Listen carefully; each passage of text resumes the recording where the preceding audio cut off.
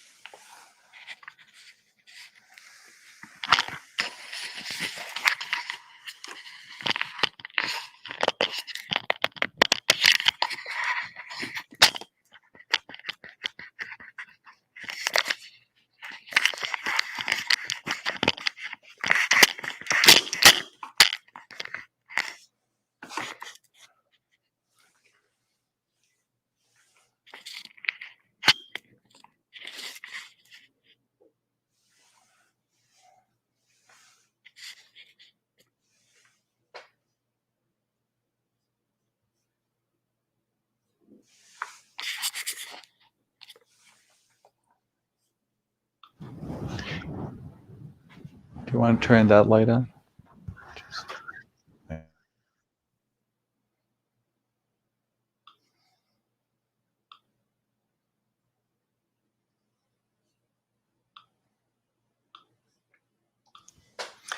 Welcome to Power Lunch Live, second edition today. Just got off with Gary Gasparoff, and that was a fascinating conversation about technology and the future. And we're jumping into a conversation this afternoon with Dr. Jonathan Baktari about COVID and the return to work and vaccinations. And I wanted to have Dr. Baktari on to talk about workplace policy and COVID and all of this stuff that we're having to deal with now as we think about sort of returning to normal, returning to some whatever that normal is, and how we're going to return to work. And so that's really going to be the basis of the conversation today here on Power Lunch Live, our second show today. And the point of Power Lunch Live is to have today's thought leaders, best-selling authors, people who are doing amazing work in the world that we can all learn from. Excuse me. And so, Dr. Baktari, welcome. Thank you. You're the CEO of E7 Health, which was named the best technology company in the healthcare space in 2019. You have been a physician with specialties in internal pulmonary and critical care medicine. You're the founder and CEO of E7 Health, which specializes in preventative medicine, vaccinations, and testing for viruses. And you're an expert on COVID really before even COVID began and existed. And so you're really knowledgeable about all these topics, and that's why I wanted to have you on. But you're also a founder of a tech business, which I think is also really, really important when we talk about how do we return to work. And so, again, welcome. Thank you. Thank you. What an honor. Thank you for having me. Well, so, a lot of conversations going on. I work with a lot of big clients, big institutions, big corporate clients, and they're all struggling with what this means now and how to put together a policy that works, keeps people safe, but at the same time gives people comfort and a feeling that they're safe at work. Right. Is it possible to return now with vaccinations, and is that something that we can do? Yeah, I mean, I think to rephrase that question, a lot of people just ask me, when is it going to be 2019 again? And that's a difficult question because, I mean, that's what everyone's kind of yearning for. When can we go back? It's to take a more broader view of it's sort of like people who survived the Depression and who became, didn't want to spend money on new cars after the Depression and, drove a car into the ground. I mean, these sort of historical events has life-altering consequences just because people have survived it. World War II, and I think this is how COVID is going to play out, where people are literally going to just look at things differently, whether, how we space work out or how we do work. So even when herd immunity comes and we get there, I think many things are going to change just because of us having gone through it. I just think, long queues to pick up your badge at a conference, may not come back, or things may not come back. So how much of that is because of health reasons or just things that got modified along the way?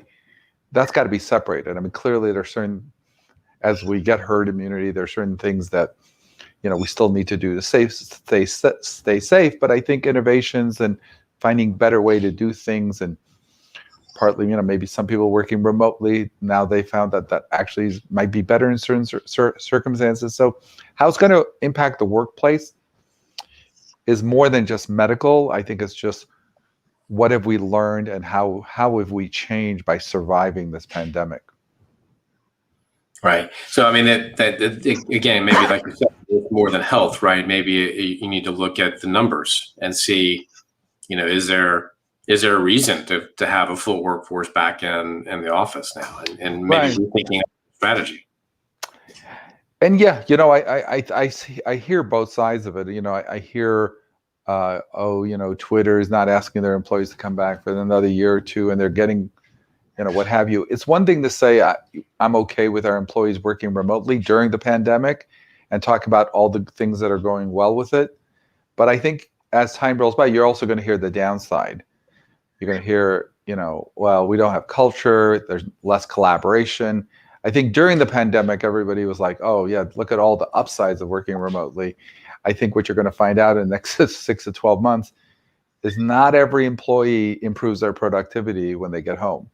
There are some people, when they get home, play with the dog and do other stuff, and the collaboration, what have you. So I think it's going to be on a case-by-case basis. And the other thing I think most people don't realize is a significant percent of the workforce cannot work remotely. Transportation, the travel industry, on construction. I mean, right. So I think this concept that we're just going to go to a remote workforce because of this pandemic, when you add in that a certain percentage of the workforce cannot work remotely just because of the nature of the business, and then when you also add a percentage of people that you're going to find are not as effective remotely, I think that this pendulum is going to kind of go back and forth. Is it? But go back to that sort of original question. Once you're vaccinated, is it safe to go back? Well, so that's sort of the $1 million question, because when you're vaccinated, there's two things. There's two types of protection you get when you're vaccinated. The first protection you get is you're vaccinated and you yourself are protected. The other protection you get is when the preponderance of people are vaccinated, which gives you a layer of protection beyond you being vaccinated. So if I was the only person in the United States vaccinated for COVID, I'd still probably be at risk because eventually variants would show up and what have you. It's the goal is to get you vaccinated, and 80% of the population either vaccinated or have had the disease, and whether that's 80 or 70 or 85, we can debate that. But the preponderance of the country and the world needs to have immunity one way or another. If that occurs, then there's two unanswered variables that may alter the equation. That is, when will your immunity run out? Both when will your immunity run out from being infected, and when will your immunity run out from having the vaccine? Mm-hmm. So that's number one. And then number two is, will there be a new variant that's not covered by your original infection or by your vaccine? So I can't fully answer that question unless we can answer those two possible curveballs that may happen. And those two curveballs are, will a new variant come out that's not covered by the vaccines, or when will our immunity peter out? And let's take one at a time. In terms of when will our immunity peter out, well, we know, for example, if I give you a hepatitis A vaccine or a hepatitis B vaccine or a measles vaccine or the series, your immunity will last a lifetime. but I know if I give you a tetanus shot, your immunity runs out in 5 to 10 years. So it really depends which way the SARS-CoV-2 virus decides to go. Are you going to get lifelong immunity from these vaccines, or are you going to get it 1 year like the flu, or are you going to get a 5-year, or are you going to get a 10-year? That data is out. So anyone who tells you it's going to last a lifetime or 3 years, they're speculating. So once we know the answer to that, that will answer your question. So those are the two variables. So that goes into the question of, you've got to think about that as a workplace now. Do you think vaccines should be required to go back to work? That's a very touchy question because, you get into all sorts of legalities of requiring it. But certainly, we require employees to have certain vaccines to work in a hospital. Like if you want to get a job today as a nurse or even as an orderly in a hospital, you have to get, you have to prove you've had the measles, mumps, rubella. You have to prove you've had hepatitis A, B vaccine. So we already do that. Go to your local hospital and try to get a job in their kitchen. You're going to have those vaccines. So that's already happening. And, try to enroll your kid for kindergarten and see what happens. So right. I'm not sure how, obviously it's more, it impacts everybody, but we're already doing that anyway. It's just different microcosms of that. So I think what you're asking is, should we do that on a nationwide scale? But if you try to get a job even at a nursing home or a hospice or whatever, they're going to require you to have all those vaccines or you can't work there. So the precedent is there. I just think some people are not aware that we're already doing it. Is the precedent there for, say, a private company? I don't know, and that's why I asked. I know it's required for schools, and I know it's required for things like medical. But should we require it for?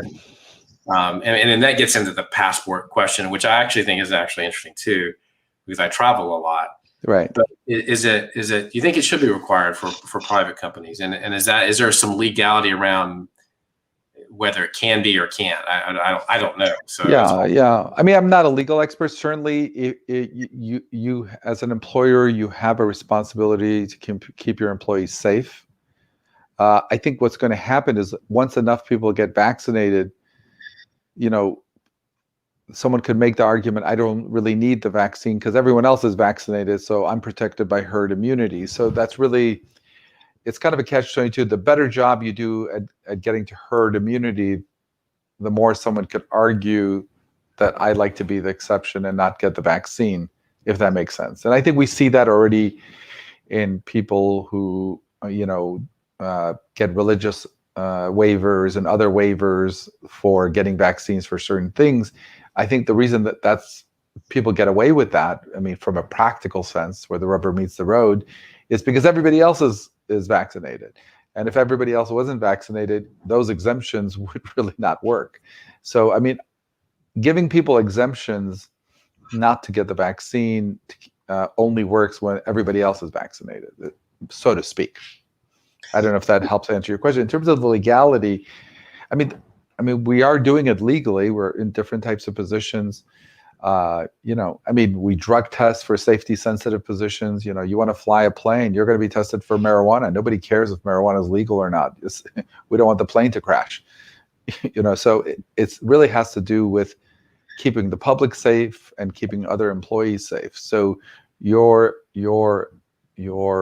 ability to decide whether you should get a vaccine or not ends when you can impact someone else, just like drug testing and just like vaccinations we do for lots of different types of positions. So I think the employer would have to make a compelling case that if this person is not vaccinated, it could injure other people. And I think that would be the burden. Is there evidence on this about once you're vaccinated? Because I can tell you after being vaccinated, you have this tremendous sense of relief, right? Yeah. But is there any what's the real deal on whether or not now that I'm vaccinated, that I can actually make someone else sick or I can spread it? Is there any evidence? Well, yeah, so there's some really good data, especially out of Israel, because they were like a laboratory where they were able to vaccinate a large portion of their population pretty quickly. But yeah, I mean, to answer, I think both questions, if you're vaccinated, you're pretty much protected from dying. I mean, you'd be hard pressed to die from COVID if you got the vaccine.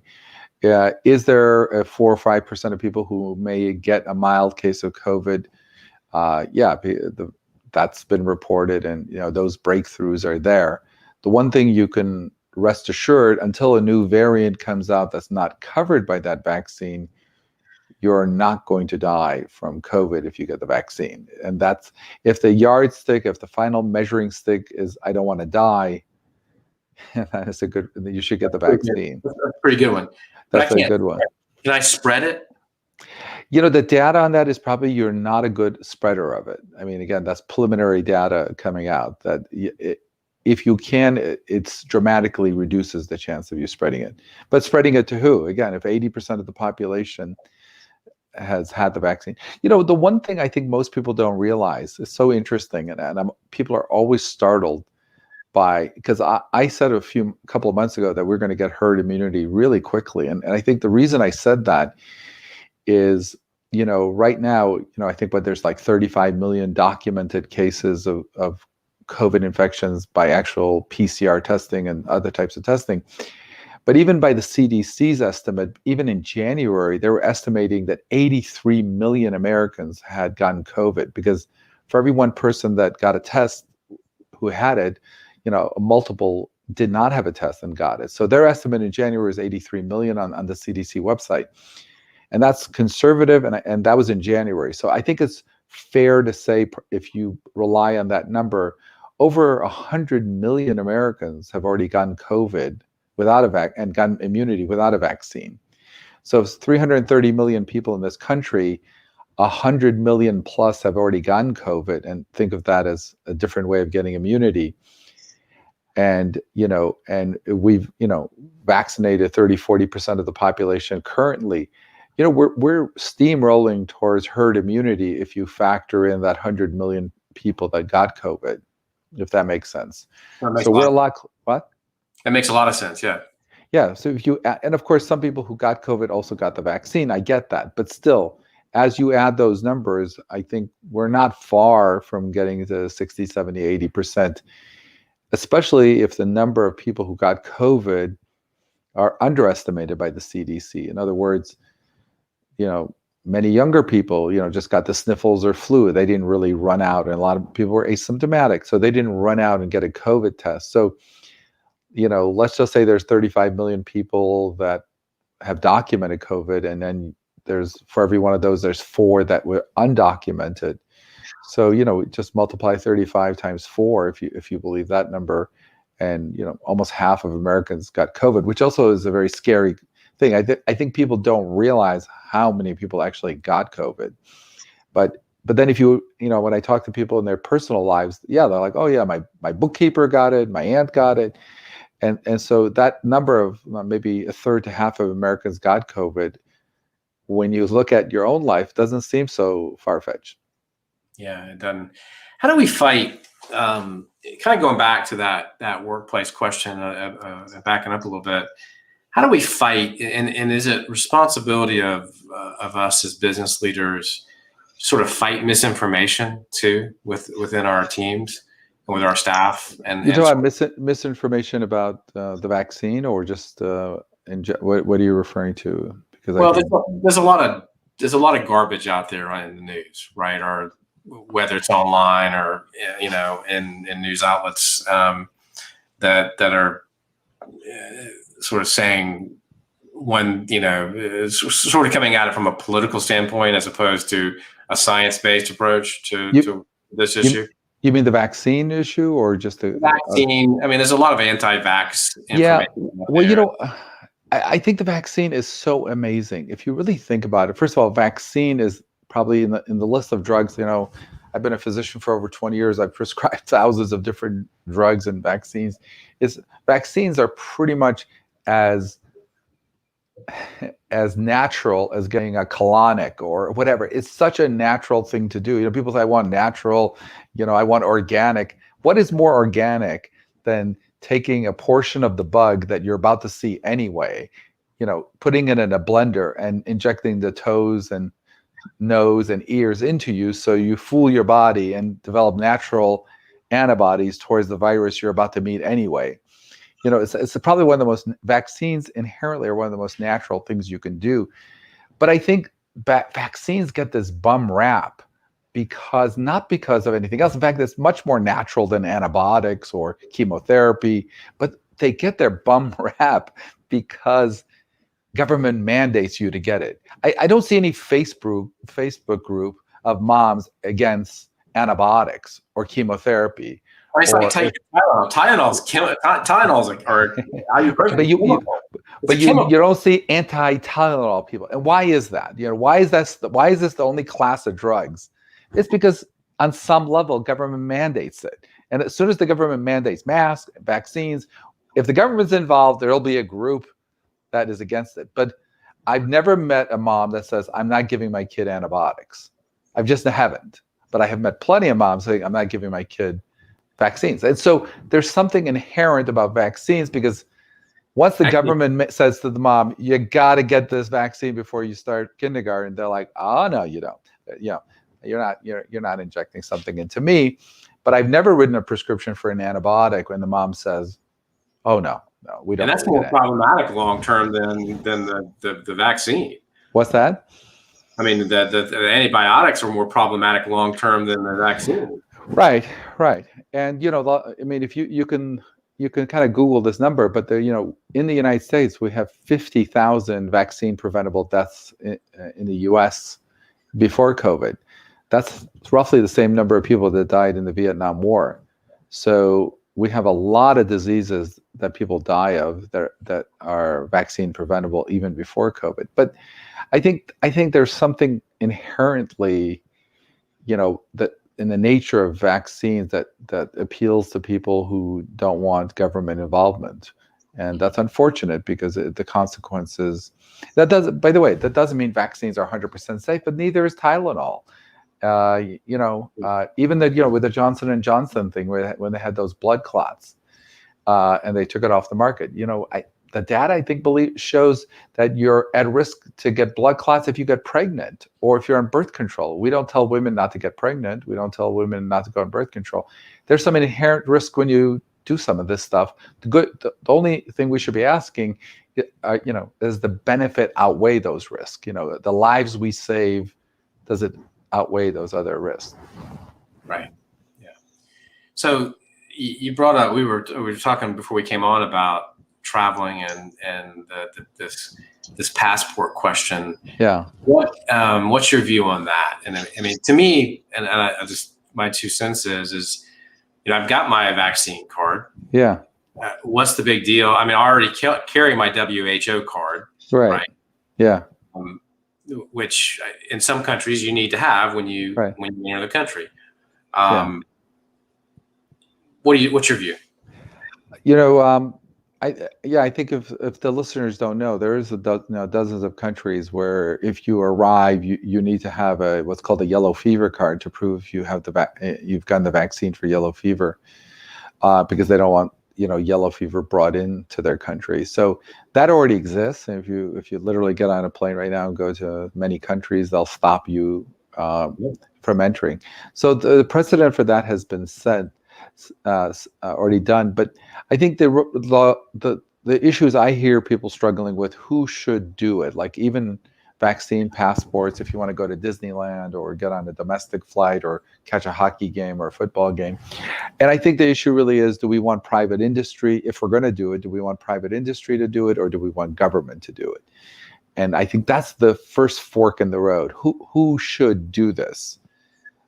And once you sort of can come to grips with who should do it, should private industry do it? Should Major League Baseball do it? As a private enterprise and say, hey, you want to come to our game? Here's our app.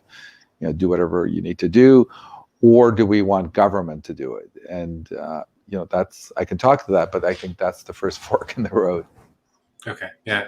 I mean, I almost see it as simple as just showing your card, right? I mean, Yeah. I mean, is it that? Does it have to be more complicated than here's my Well, vaccine? I think it gets more complicated because when government has the data, then like people either rationally or irrationally are concerned that they have your data, and Right. what are they going to do with that? And is this the beginning of a national health card, and where they keep track of your cholesterol level, and don't let you order a extra cheesy pizza because your cholesterol level is too high. So I mean, that's slippery, right? The sort of, where I'm going with that. I'm not suggesting that, but that's sort of the Orwellian worry. Yeah, no, that's definitely the argument. There's a slippery slope. So just got a few more minutes, but I wanted to, you're CEO of E7 Health. I wanted to shift the conversation a little bit to tech and health tech. So what are you excited about? I mean, COVID has brought around so much innovation around. I've got a big healthcare client that I work with, and they made a massive shift to telehealth within a few weeks of COVID happening, and not being able to do sort of the primary care and the normal things that they do as a healthcare organization. And so they made a massive shift to telehealth, and by all intensive purposes, it probably advanced that part of their business by 10 years faster than it would have happened, or 5 years faster than it would have happened. What do you see out, if you took out your crystal ball, what are you excited about in health tech, and how's it changing the way we receive care? Yeah. So, we at E7 Health, I think we pioneered technology in the sense that what we've done is we've removed friction in the system for the patient and our staff. I think most technology, even telehealth, whatever, the reason why it hasn't progressed is they have another master they have to cater to. And I think you really need to think about this, because this really gets to the core of all problems in medicine, which is, if I'm buying a widget from you, I give you money, you give me the widget. I'm not happy with the widget, I tell you. If you're charging me too much, I tell you, and vice versa. In medicine, I come see you, you give me a service, and this other guy pays for it. That's already unnatural, because I don't have a stake in getting a good deal from you because I'm not paying it. You don't have a stake in actually. Now, of course, most doctors are amazing and they love you and they want to take great care of you. But as a system, trying to make sure this third party pays you for this service, I have an incentive to have that third party pay you, and you're getting the money. You have an incentive. So as you and I are on our date, we're trying to make this other person sitting in the corner happy, right? And it's like you and I go on a date, or whatever, or we're having a thing, and we like this. Who pays for this lunch is dependent on how happy that guy is. Right. And the guy at the other table who's not eating the lunch. The guy at the other table who's not eating the lunch. Right. Yeah. And he wants to, he wants to have a say in what you order, and and what I order, and how much is paid, and when that payment occurs. And so, you and I can't, all we're thinking about during this lunch is, how are we going to make that guy happy? Because at the end of the day, if the whole thing falls apart if he's not happy, right? So if Medicare is not happy during that visit, if Medicare doesn't want to pay for a telemedicine visit, we're not going to do telemedicine. And if Medicare wants to pay it. But the problem really is, trying to make that third party happen is where all the energy and technology goes, right? Because at the end of the day, I may have the world's best technology, but if that guy doesn't pay for our lunch, it doesn't matter. So what you see in medicine, and I've seen previous guests talk about technology in medicine, whatever, but at the end of the day, a lot of the software engineering and attention and reduction in friction is there to make that third party happy. And what we've done at E7 was we just took them out. We just took out the third party. And we said, what are we going to do to make the patients happy? And all our software development, all our technology, all our engineering was to make the patient and my staff happy. So my staff in a 20-minute visit is not spending 19 minutes on a computer.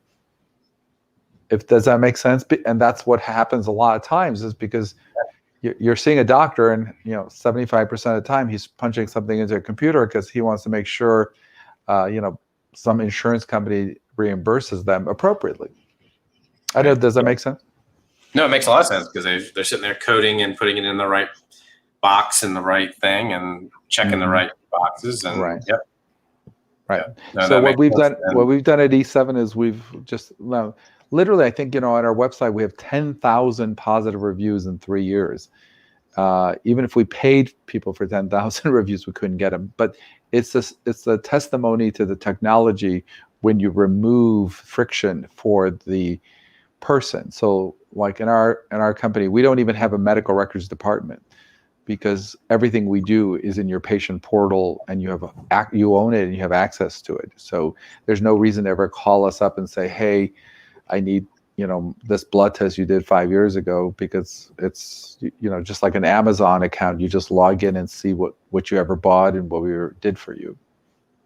Yeah, that's amazing, because and that should be available. I mean, our records, in my view, I guess, is that we should be able to take our records wherever we go, right? And if I'm traveling and I need to go to the doctor or the hospital or something, it shouldn't be I should have my record should be right there.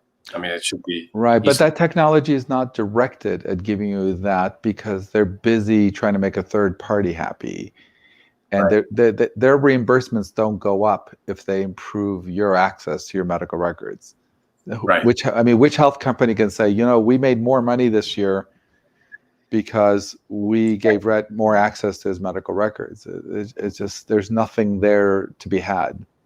Yeah. No, and nobody's right. There's not a business in that, right? I get it. What do you, if you were able to sort of look into the future, what are you excited about, and what are you worried about in terms of health tech and where things are going? I'm really excited because I think some of the barriers that were removed during COVID, I think opened the doors. I think there's pros and cons to, telehealth, like you said, mentioned, but there's some pros to it, there's some cons to it. I think some of the innovations we've made, we certainly see, healthcare coming closer to the companies and to the patients, as opposed to them coming to them. So I'm proud of that, and I want to see that grow. As many of us have said, COVID is an accelerant. Maybe some of these department stores that went out of business would have gone out of business in 5-10 years. It just sped it up. And some of the changes in medicine, they're the same way. Some of the things, might have taken 5 or 10 years to develop. What we did at E7 Health is we really got our software development team together back, in April, May, and we launched nationwide saliva testing at home, and bringing stuff, COVID saliva testing at home, and we launched all this innovative stuff by bringing medicine to people's homes rather than them coming to us. So I think that's the road, and it's somewhat related to technology, but I think this mRNA technology that Pfizer and Moderna came out with will probably, my hope, save more lives in the next 10-15 years than we lost in this pandemic. So we lost close to 600,000 lives in the United States. I think mRNA technology, if I see my crystal ball correctly, will probably save tens of millions of lives in the next decade or two. I mean, and that's just going to make it, for whatever we face, whatever bug is the next thing. I mean, it's just going to make it that much faster to develop.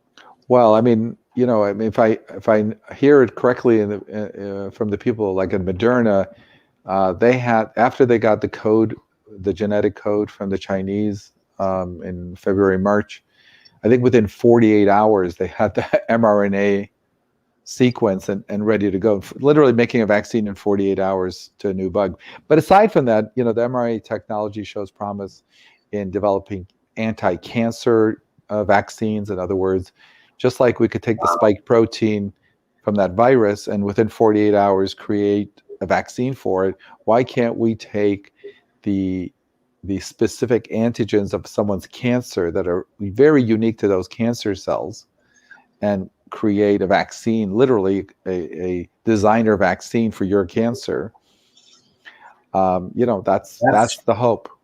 That's fascinating. That's wow. That's sort of mind blowing, isn't it? Well, you know how like we look back.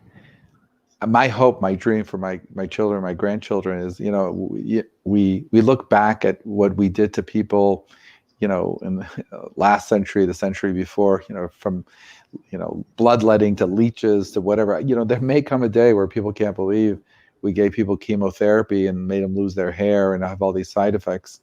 Wouldn't that be amazing? I mean, that when we look back at chemotherapy and say, wow, we were barbarians. I mean, can you imagine we gave that toxic stuff to people? That's the hope and that's the promise. How far do you think that's down the road? Well, the thing about the mRNA technology, for example, I don't think that would have ever gotten off the shelf if we didn't have a gun to our head, because I don't think people would have allowed that technology, I think, to come out. Because imagine trying to convince the general public, we want to squirt a little bit of DNA into your arms or RNA, and are you okay with that? So that technology was around for a long time. It was only the pandemic that allowed that technology, because we had no choice to come. So I'm hoping now that that's out and other technologies like that, if it could happen in my lifetime, your lifetime, that would be amazing. That's the hope. I mean, immunotherapy, this kind of developing vaccines for cancers is what everyone's praying and hoping for. And I say 50-50, it happens in our lifetime, and we'll see. Wow. Let's hope. Let's hope. Let's hope. Well, thank you so much, Dr. Baktari, for being on the program. This has been really insightful. And how can people reach you? And if I know you do a lot of speaking, how can people find you? Yeah, you can, of course, find me on LinkedIn or baktarimd.com, which has a link to both E7 Health and our other company. So baktarimd.com or LinkedIn, those are two great places to start. Fantastic. Thank you. And thank you for spending some time with us here on Power Lunch Live. We'll be back tomorrow at 12 noon Eastern Time. Until then, have a great day, and we'll see you tomorrow. Thank you. Thank you.